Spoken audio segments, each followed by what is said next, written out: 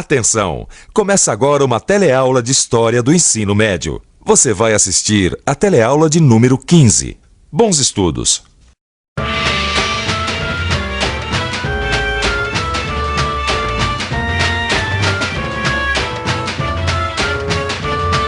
Você sabe quando foi que o dinheiro começou a ter o valor que a gente costuma dar para ele hoje em dia na nossa sociedade?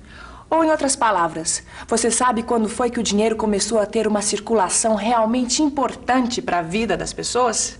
Então fica ligado no que a gente vai estudar hoje. Na teleaula de hoje, a gente vai ver que o século XIV foi decisivo para o desenvolvimento dos reinos cristãos da Europa. Vamos acompanhar como o fim das cruzadas mudou tremendamente a vida das populações europeias. A gente vai ver como surgiu uma nova classe social, a burguesia. Finalmente, vamos ver como essa nova classe teve a ver com o aumento da circulação do dinheiro e como ela contribuiu, junto com a monarquia, para destruir a base econômica do sistema feudal.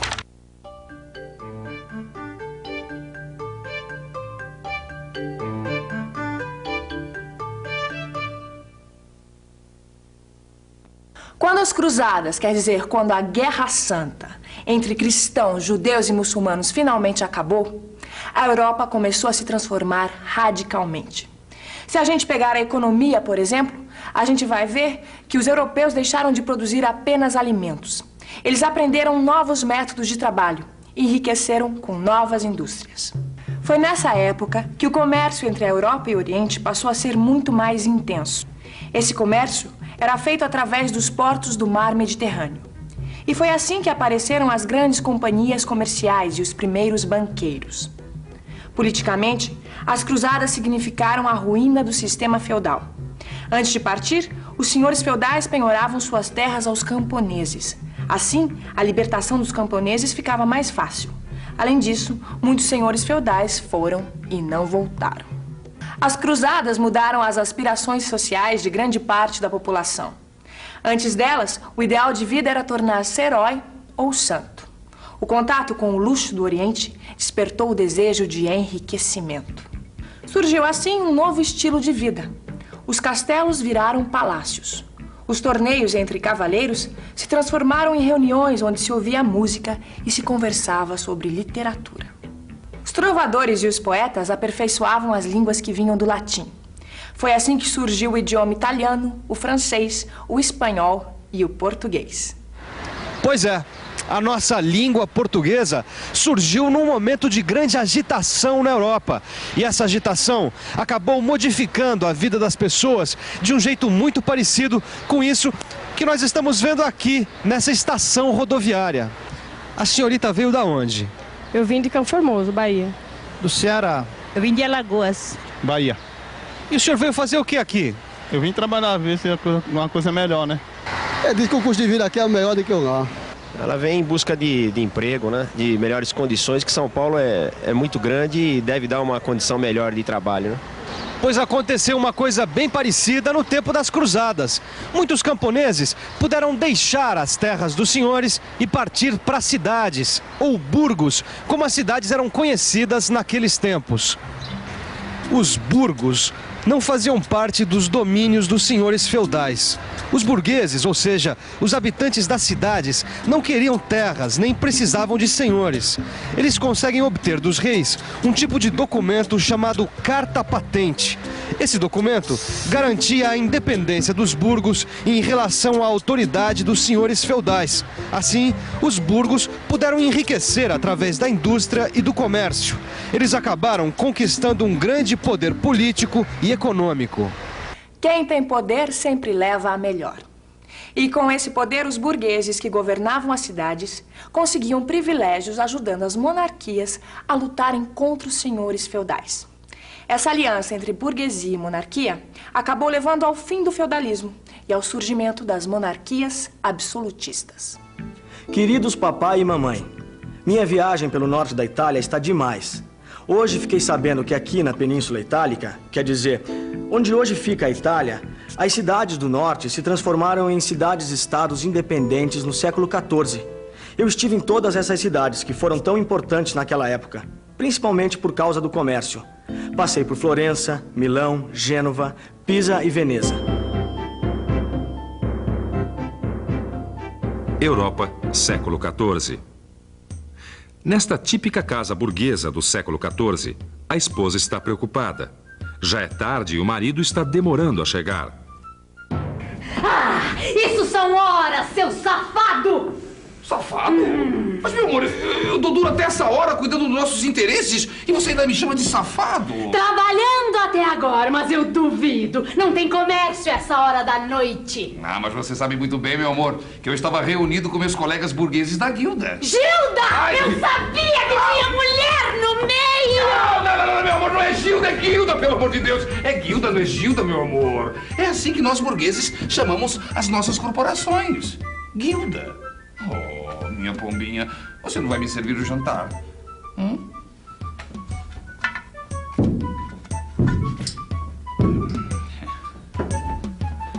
Você sabe, meu amor, que os artesãos e os comerciantes estão se organizando em corporações chamadas guildas.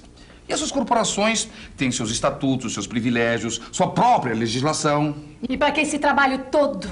É, porque assim a gente se organiza, meu amor. Você veja o caso dos artesãos, por exemplo. Um artesão tem que passar por várias etapas de aprendizado até poder exercer seu ofício.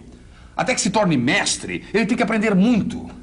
E por que você não me leva numa reunião dessa sua corporação? Bem que eu gostaria, minha pombinha, mas são associações fechadas. Só pode participar trabalhadores do ramo. E o que vocês fazem nessas reuniões? A gente toma decisões importantes. Você não percebeu que as corporações estão controlando a política das cidades? E olha, isso não está acontecendo de hoje não, hein?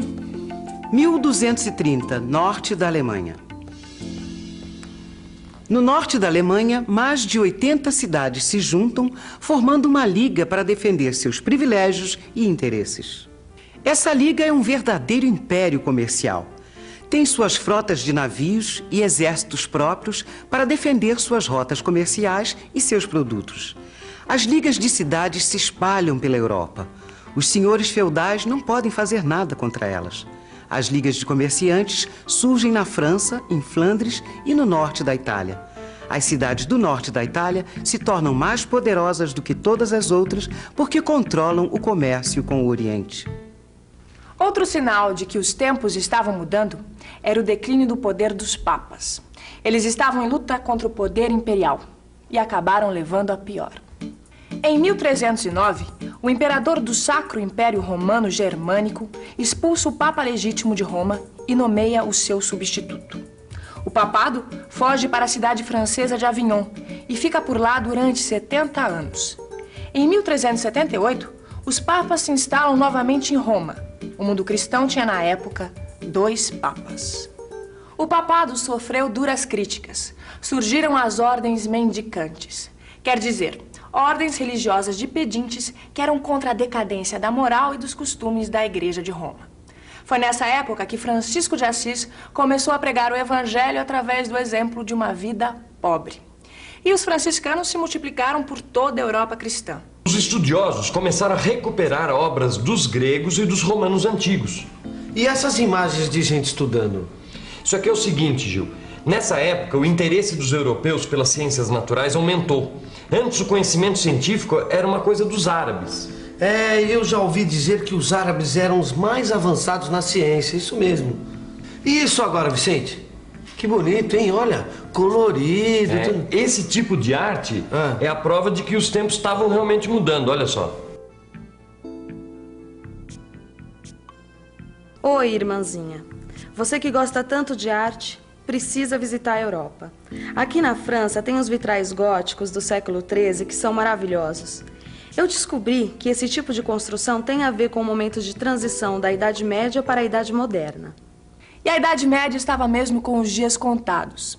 Os estados europeus começaram a ficar centralizados na figura do rei. Aos poucos, os reis foram ganhando poder absoluto, formando os estados modernos da Europa Ocidental. A França e a Inglaterra se envolveram numa guerra que, com algumas interrupções, durou mais ou menos 100 anos. Na França, o grande vencedor foi o rei, que conseguiu impor o seu poder aos senhores feudais arruinados pela guerra. A Inglaterra sofreu menos com a Guerra dos 100 Anos, mas mesmo assim estava dividida por conflitos internos. Duas famílias disputavam o trono. Os nobres foram tomando partido e, pouco a pouco, eliminaram uns aos outros nos campos de batalha. As famílias rivais acabaram se unindo e o país foi unificado. Na Península Ibérica, as lutas para expulsar os árabes acabaram dando mais poder à nobreza. Os reis tiveram que lutar durante vários séculos para acabar com o poder dos nobres. O casamento do rei de Aragão com a rainha de Castela acabou unificando a Espanha. E com a expulsão dos mouros de Granada em 1492, a Espanha conseguiu estabelecer a integridade do seu território. Tudo isso quer dizer o seguinte: a Europa, que estava dividida em pequenos reinos, foi se modificando. Esses pequenos reinos se uniram em estados, onde o poder do rei era cada vez mais forte. No Oriente, as coisas também estavam se modificando.